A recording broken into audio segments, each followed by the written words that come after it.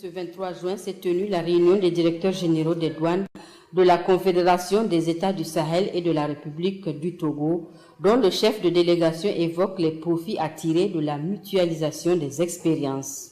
L'interconnexion offre, en effet, de multiples avantages allant de la sérénité des affaires à l'augmentation des recettes fiscales et douanières, en passant par la mutualisation des ressources, la disponibilité des informations, la minoration des risques. Pour les pays de la Confédération des États du Sahel, l'interconnexion des systèmes informatiques des administrations des douanes est un impératif. Cette rencontre qui nous permettra non seulement de nous accorder sur des pistes de solutions au fin d'améliorer et de consolider la gestion de l'interconnexion existante entre les pays de l'AES, nous donnera également l'occasion de signer un protocole d'accord et une instruction cadre relatif à la mise en œuvre de cette interconnexion avec les douanes sœurs de la République togolaise.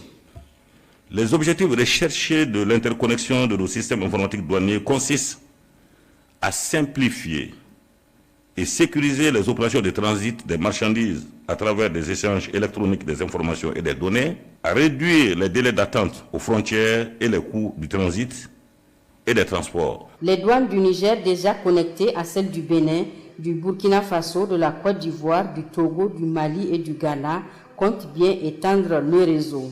Cette interconnexion va se poursuivre plein à Dieu avec les systèmes informatiques des autres pays qui voudront bien se joindre à nous dans un cadre bilatéral ou multilatéral conformant à la volonté de nos plus hautes autorités. L'ouverture de la session a été présidée par le ministre délégué auprès du Premier ministre chargé des Finances. Dans l'après-midi, un communiqué final assorti de quelques recommandations a sanctionné ces assises. Déployer le système de l'interconnexion sur l'ensemble des bureaux de douane ouverts au transit au plus tard le 15 novembre 2024.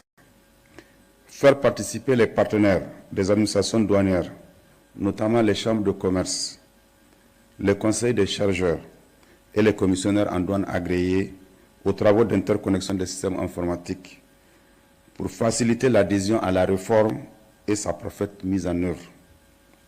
Susciter une rencontre avec les chambres de commerce et d'industrie et les conseils des chargeurs pour trouver des solutions de mise en œuvre d'un identifiant fiscal unique et d'une garantie unique.